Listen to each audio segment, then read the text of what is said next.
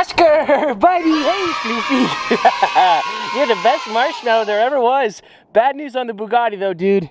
It's dead. Now the Veyron's not like officially on its grave, but it's dying a slow death. It's been on the trickle charger now for 3 days. We have no life whatsoever. Also, the GTR plates arrived. Now who knows though, maybe the Bugatti will start. I haven't driven the car in a month, so it's kind of sort of my fault. Come on, baby, work with me. We do have power. The horsepower gauge though is not priming up to 1001 and back down. Optimism level is unfortunately very, very low. We have nothing.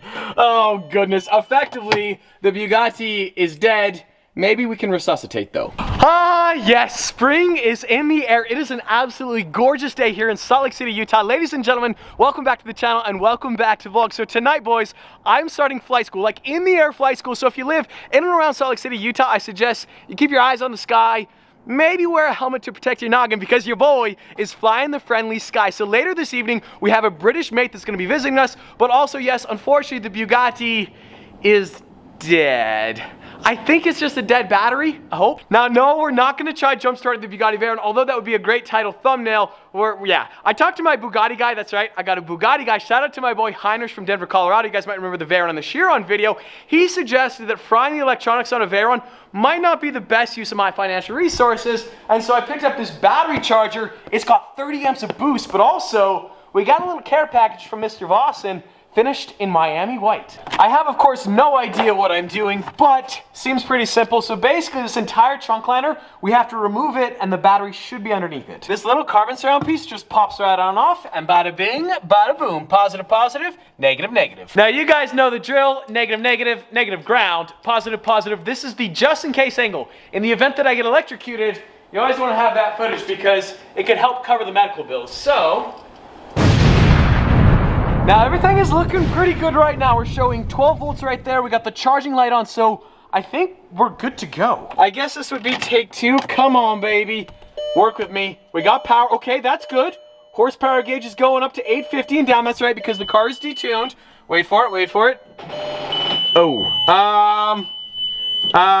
yeah, so we're gonna let it charge a bit longer. Now, I kind of sort of had a feeling that might happen. It's crazy. Every time I touch this car, I'm always nervous about the financial consequences, even something as simple as jump starting the battery, because like the tires, they're $38,000. This key right here, this little leather bound key, is $9,000 to replace. Imagine if I fried the electrical system on a Bugatti.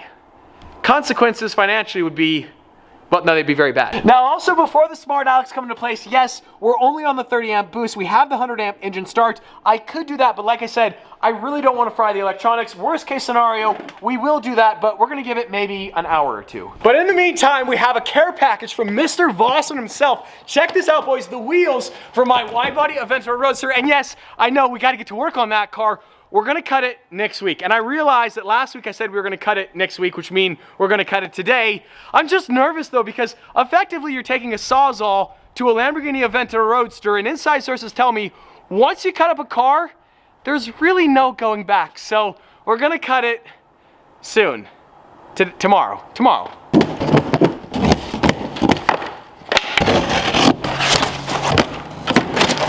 So Vossen and I have been working on these wheels for the past couple weeks. I'm so excited for you guys to see them. They're for the Aventador wide body Roadster. I am gonna be painting that car. I'm trying to decide to go turquoise, pink, or purple. Let me know what you think in the comments below. We are 100% painting the car, but the white wheels, obviously, this is an odd technique to show you guys wheels, but check these babies out. They turned out amazing. I love all the black hardware, and the face is so sick. These Vossens turned out so cool. I just love the design of them. So they're obviously 3-piece wheels. My favorite design element, you can see there's that tiny piece of daylight right there between the wheel facing and the barrel.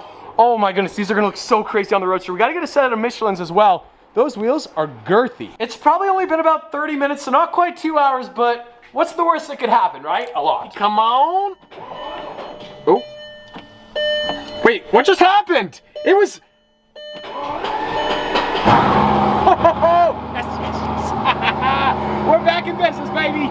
Oh, wow, a lot of stress just left the body because the wiring harness for a Bugatti Veyron is like $100,000. Now everything appears to be totally fine, we have this light that says EPC. I have no idea what that means.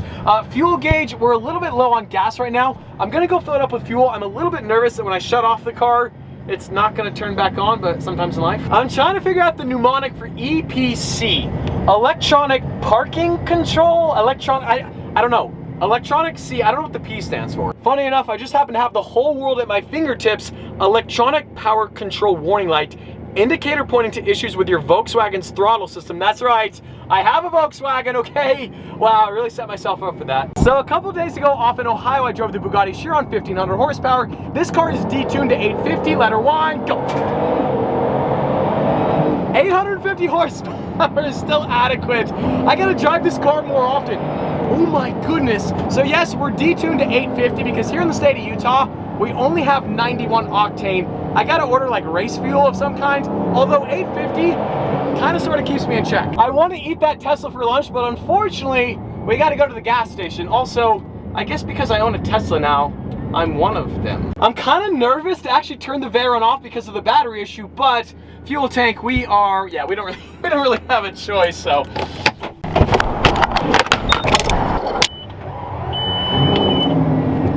I did think I doubted.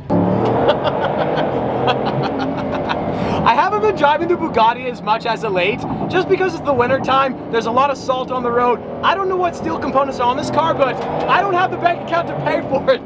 This car is such a terrible influence on me. The longer I drive it, eventually, inevitably, I'm gonna end up in jail too. Honestly, it's best that it's been sitting in the garage. Okay, so sport mode is gonna be the death of me. We gotta chill.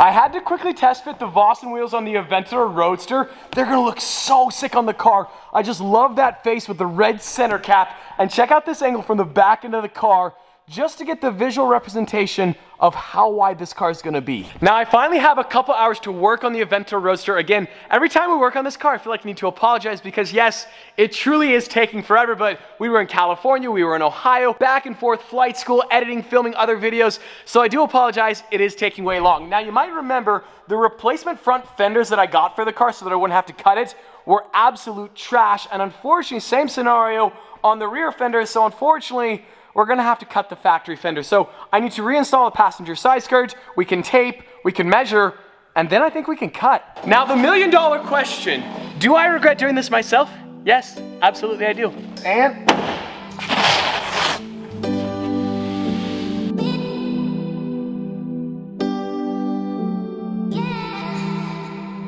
I'm gonna trace a rough outline of the over fender. It doesn't have to be exactly 100%, it's just kind of like a reference point, if you will. This is not exactly where we're cutting. It helps us make sure we don't cut too much, if you know what I mean. And just like that, all the fenders are taped up. You can see a rough outline there of the over fender, all the measuring tape. This takes so much longer than you realize. Like, I realize on camera, this is like a 12-second clip, but in real life, this took me like a couple hours. Now, it's late in the day, I've been filming all day. We're not gonna cut today. I know you guys are upset, you're triggered, but I gotta be well rested because we only have one opportunity to get this right. If I mess up, there's really no going back. To say I'm nervous would be an understatement. I don't know what I was thinking. Now, real quick change of pace. We're gonna move from the Aventador Roadster to our next project, the Nissan GTR. We have the Darwin Pro Aero full carbon replacement hood, so we gotta remove the factory hood. We need to unwrap it as well, but before we do that, just because we don't know how it's gonna go, we're gonna install that first and then unwrap this. Look how cool you look with your backwards ball cap. I don't do it very often. Jeez, it's a Nissan GTR. Let me get the side profile. Changed man. You know that like when people like plan out like a crime or something like that? Right. It's kind of what it looks like what you got going on here. Like you're gonna start tying strings to these different pictures. Is that what you're doing? Pretty much. You're gonna murder this car. Hey, I gotta get this right, bro, okay? If I make a misstep, if I miscut, I have a salvage Aventador, also with cut fenders that are wrong. Bada bing, bada boom. No big deal, boys. Just like that. Austria carbon fiber, bud. Now, Stefan offered to stick around, and I told him he should go home and spend time with his family. And now, I'm kind of sort of regretting it.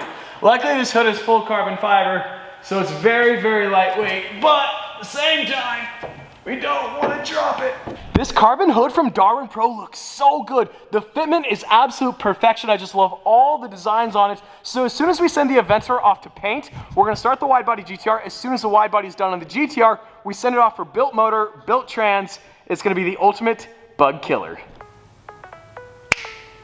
Well, that was an exhausting yet a productive day. The Bugatti is back up and running. We're gonna be driving this car way more. This summer, I wanna do a coast-to-coast road trip. I'm talking Pacific Ocean to Atlantic in a Bugatti, coming sooner than you think. Nissan GTR wide body, we kind of sort of started that. Aventor, we're gonna be slicing and dicing next week. Also, the Aventor Coupe and the Bugatti, those KPMF colors, look so sick together. I'm headed off to flight school. If you live in Utah, protect your noggin, keep your eyes on the skies. As always, I hope you guys enjoyed today's video. If you did like this vlog, be sure to smash that like button. But just like that, this vlog is over, and I'm out.